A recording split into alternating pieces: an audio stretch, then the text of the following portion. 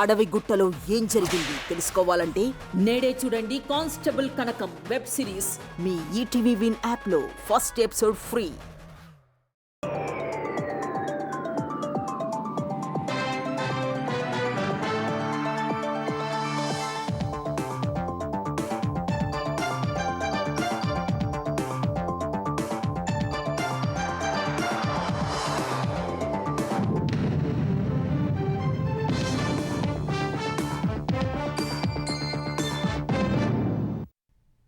నమస్కారం. ఈటీవీ న్యూస్కి స్వాగతం.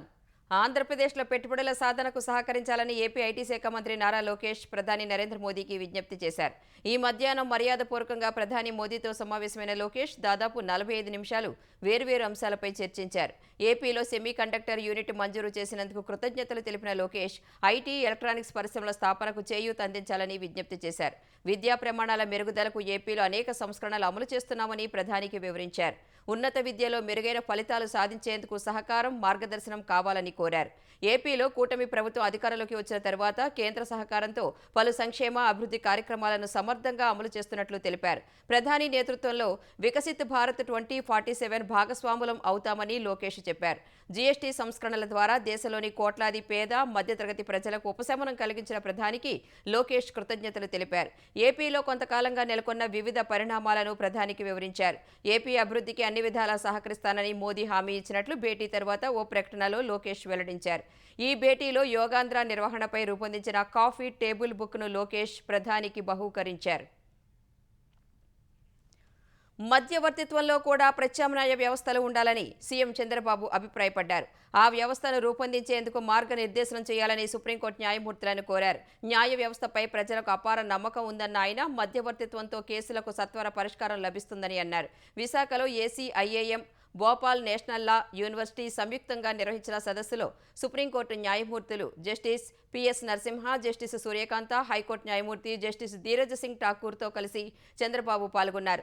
నమ్మకం అనే ఏకైక పునాదితోనే అంతర్జాతీయ ఆమోదం, న్యాయ వ్యవస్థలో మధ్యవర్తిత్వం అంతర్భాగం కాగలదని జస్టిస్ సూర్యకాంత్ అన్నారు. కోర్టు కేసులతో పోల్చితే ప్రత్యామ్నాయ వివాద పరిష్కార విధానం ప్రత్యేకమైందని వివరించారు.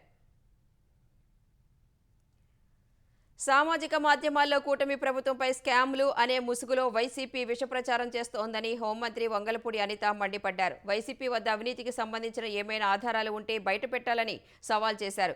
లేదంటే పరువు నష్టం, రాజకీయ ప్రేరేపిత ప్రచారం చేస్తున్నందుకు కఠినమైన క్రిమినల్, సివిల్ చర్యలు ఎదుర్కోవడానికి సిద్ధంగా ఉండాలని హెచ్చరించారు. ఉద్దేశపూర్వక తప్పుడు ప్రచారాన్ని సహించేది లేదని హోంమంత్రి తేల్చి చెప్పారు. స్కామ్లు అనే ముసుగులో కల్పిత ఆరోపణలను ప్రచారం చేయడం వాక్ స్వాతంత్ర్యం కాదని, ఇది నేరపూరిత పరువు నష్టమని స్పష్టం చేశారు. న్యాయమైన రాజకీయ చర్చను తాము స్వాగతిస్తామన్న అనిత ఉద్దేశపూర్వక విష ప్రచారాన్ని సహించబోమన్నారు. రాజధాని అమరావతిలోని కీలక ప్రాంతాల్లో కన్వెన్షన్ సెంటర్ల నిర్మాణం కోసం సిఆర్డీఏ ప్రతిపాదనలకు పిలుపునిచ్చింది. ఆధునిక రాజధానిగా అమరావతి ఎదిగేందుకు వీలుగా ప్రైవేటు రంగం నుంచి వీలైనన్ని ఎక్కువ ప్రతిపాదనలు వచ్చేలా సర్కార్ చర్యలు తీసుకుంటోంది. ఇందులో భాగంగా పూర్తి హక్కులతో సిఆర్డీఏ ప్లాట్లు విక్రయించనుంది.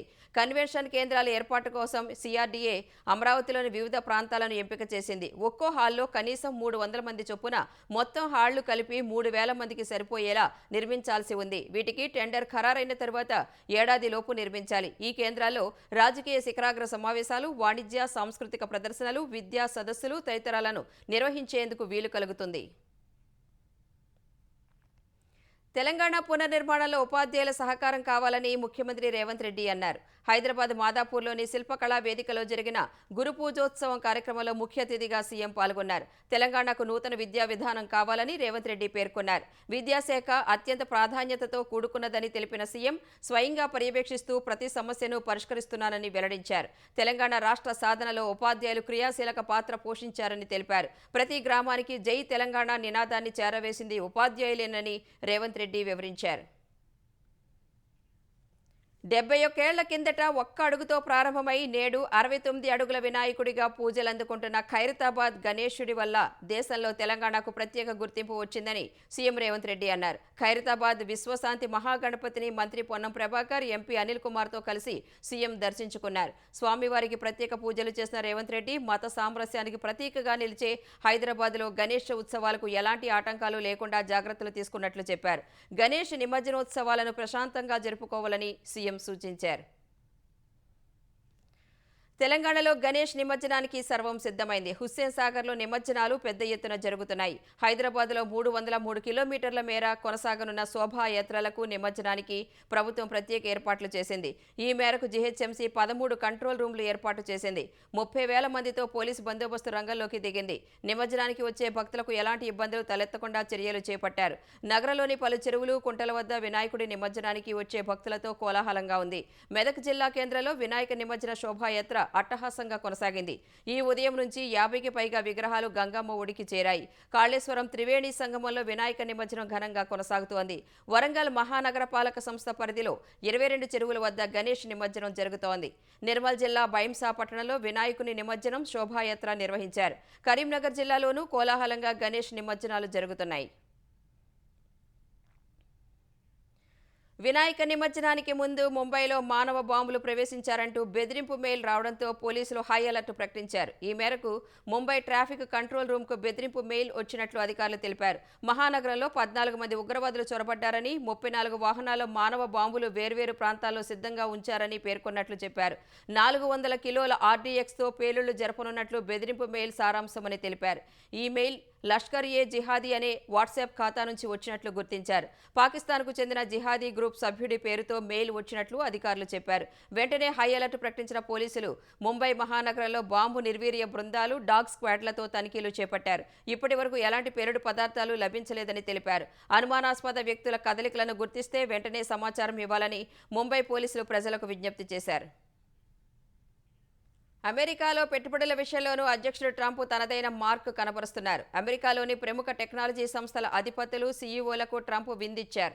శ్వేత సౌధంలో ప్రథమ మహిళ మెలానియా ట్రంప్ ఆధ్వర్యంలో జరిగిన ఏఐ ఈవెంట్ అనంతరం ఈ విందు ఏర్పాటు చేశారు. దీనికి Apple CEO Tim Cook, Google CEO Sundar Pichai, Meta అధిపతి మార్క్ జుకర్బర్గ్, మైక్రోసాఫ్ట్ వ్యవస్థాపకుడు బిల్ గేట్స్, ఆ సంస్థ సీఈఓ సత్య నాదెళ్ల వంటి పలువురు టెక్ దిగ్గజాలు హాజరయ్యారు. ఈ సందర్భంగా అమెరికాలో పెట్టుబడుల గురించి ట్రంప్ వారిని సూటిగా ప్రశ్నించారు. అమెరికాలో ఎన్ని పెట్టుబడులు పెడుతున్నారని జుకర్బర్గ్ను ట్రంప్ అడగ్గా $600 బిలియన్ అని ఆయన చెప్పారు. యాపిల్ సీఈఓ టిమ్ కుక్తో ట్రంప్ మాట్లాడిన సందర్భంగా పరోక్షంగా భారత్లో పెట్టుబడులపై వ్యంగ్యంగా మాట్లాడారు. ఎన్నాళ్లు బయట పెట్టుబడులు పెట్టింది చాలు, స్వదేశానికి తిరిగి రండి అని సూచించారు. Google CEO Sundar Pichai, Microsoft CEO Satya నాదెళ్లను కూడా పెట్టుబడులపై ట్రంప్ ఆరా తీశారు. ఇటీవల ట్రంప్, మస్క్ మధ్య విభేదాల కారణంగా ఈ విందుకు టెస్లా అధినేత ఎలాన్ మస్క్కు ఆహ్వానం అందినప్పటికీ ఆయన హాజరు కాలేదు. విద్యుత్ కార్ల దిగ్గజం టెస్లా భారత్లో తన తొలి కారును డెలివరీ ఇచ్చింది. ముంబై షోరూం నుంచి తెలుపు రంగు టెస్లా మోడల్ వై కారును మహారాష్ట్ర రవాణా శాఖ మంత్రి ప్రతాప్ సర్ నాయక్ కొనుగోలు చేశారు. ముంబైలోని టెస్లా ఎక్స్పీరియన్స్ సెంటర్లో సంస్థ ప్రతినిధులు ఈ కారు తాళాలను మంత్రికి అందజేశారు. దేశంలో తొలి టెస్లా కారును కొనుగోలు చేయడం చాలా ఆనందంగా ఉందని ప్రతాప్ చెప్పారు. పర్యావరణ హిత వాహనాలను అందుబాటులోకి తెచ్చేందుకు మహారాష్ట్ర ప్రభుత్వం కృతనిశ్చయంతో ఉందని పేర్కొన్నారు. విద్యుత్ వాహనాలపై ప్రజల్లో అవగాహన కల్పించాలనే ఉద్దేశంతోనే ఈ కారు కొనుగోలు చేసినట్లు వెల్లడించారు. ప్రపంచ కుబేరుడు ఎలాన్ మస్క్కు చెందిన టెస్లా సంస్థ ఇటీవలే భారత్లో విక్రయాలకు శ్రీకారం చుట్టింది. జూలై 15న ముంబైలో తొలి షోరూం ప్రారంభించింది. 2 వేరియంట్లలో తీసుకొచ్చిన మధ్యశ్రేణి ఎస్యూవీ మోడల్ వై కారును విక్రయాలు మొదలయ్యాయి. రేర్ వీల్ డ్రైవ్ వేరియంట్ ధర 59,89,000 నుంచి ప్రారంభమవుతుంది. ఒక ఛార్జింగ్తో 500 కిలోమీటర్లు ప్రయాణించవచ్చు. మరింత ఎక్కువ దూరం ప్రయాణించగలిగే long range rear wheel drive ప్రారంభ ధర 67,89,000గా ఉంది. ఒక ఛార్జింగ్తో 622 కిలోమీటర్లు ప్రయాణించవచ్చు. బాపట్ల జిల్లా మార్టూరుకు చెందిన యువకుడు ప్రమాదవశాత్తు ఈత కొలనులో పడి మృతి చెందిన ఘటన అమెరికాలో జరిగింది. ఉన్నత చదువుల కోసం అమెరికా వెళ్లిన లోకేష్ బోస్టన్ సిటీలో ఉంటూ చదువుకున్నారు. ఎంఎస్ పూర్తి చేసి అక్కడే ఉద్యోగం చేస్తున్నారు. ప్రమాదవశాత్తు ఈత కొలనులో దిగి లోకేష్ చనిపోయాడు. ఈ విషయం తెలుసుకున్న కుటుంబ సభ్యులు కన్నీరు మున్నీరవుతున్నారు. మృతదేహాన్ని మార్టూరు తీసుకొచ్చేందుకు చర్యలు చేపట్టినట్లు కుటుంబ సభ్యులు తెలిపారు. తెలంగాణ ప్రభుత్వంలో అవినీతి విపరీతంగా పెరిగిపోయిందని మాజీ మంత్రి హరీష్ రావు ఆరోపించారు. ఏ ప్రభుత్వ శాఖలో చూసినా అవినీతి పెరిగిపోయి ప్రజలు ఇబ్బంది పడుతున్నారని ఆక్షేపించారు. లండన్ పర్యటనలో ఉన్న హరీష్ రావు ఎన్ఆర్ఐ బీఆర్ఎస్ ఆధ్వర్యంలో జరిగిన ఓ కార్యక్రమంలో పాల్గొన్నారు. కేసీఆర్ హయాంలో తెలంగాణ అనేక అద్భుతాలు సాధించిందన్నారు. ఎన్నికల ముందు కాంగ్రెస్ నేతలు ఏది పడితే అది మాట్లాడారన్న హరీష్ ఇప్పుడు హామీలు అమలు చేయలేక బీఆర్ఎస్పై గోబెల్స్ ప్రచారం చేస్తున్నారని మండిపడ్డారు.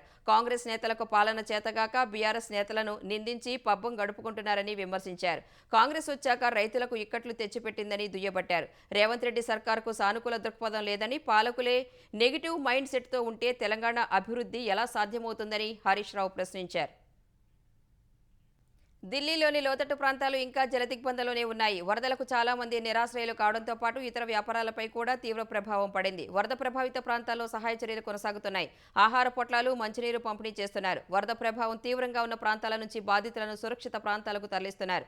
యమునా నది ఉగ్రరూపం కొనసాగుతోంది. అయితే నిన్నటితో పోలిస్తే ఉధృతి కాస్తంత తగ్గింది. ఈ ఉదయం ఢిల్లీ రైల్వే పాత వంతెన వద్ద నదీ ప్రవాహం 207.31 మీటర్లుగా ఉన్నట్లు అధికారులు తెలిపారు.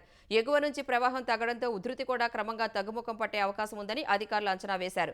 నదిలో వరద ఉధృతి ఇంకా ఎక్కువగా ఉన్నందున ప్రజలెవరూ స్విమ్మింగ్, బోటింగ్ వైపు వెళ్లొద్దని అధికారులు హెచ్చరించారు. రాజస్థాన్లో ఓ కారు డ్రైవర్ నిర్లక్ష్యం అతన్ని చావు అంచుల వరకు తీసుకువెళ్లింది. రాజస్థాన్లో కొన్ని రోజులుగా కురుస్తున్న భారీ వర్షాలకు వాగులు, వంకలు పొంగి పొర్లుతున్నాయి. బన్స్వారా గ్రామంలో కలవట్టు పైనుంచి వరద ఉధృతంగా ప్రవహిస్తున్న ఓ కారు డ్రైవర్ అలాగే వెళ్లేందుకు ప్రయత్నించారు. వరద ఉధృతికి కారు కొట్టుకుపోయింది. అక్కడే ఉన్న స్థానికులు వెంటనే స్పందించి డ్రైవర్ను కాపాడారు.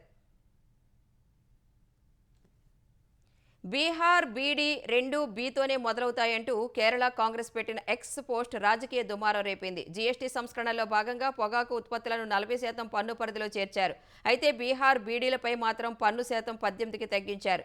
దీనిపై కేరళ కాంగ్రెస్ వ్యంగ్యంగా పెట్టిన పోస్ట్ వివాదాస్పదమైంది. బీడీ, బీహార్ రెండు బీతోనే మొదలవుతాయని, వాటిని చెడు వస్తువులుగా చూడరాదని ఎక్స్లో పోస్ట్ పెట్టింది.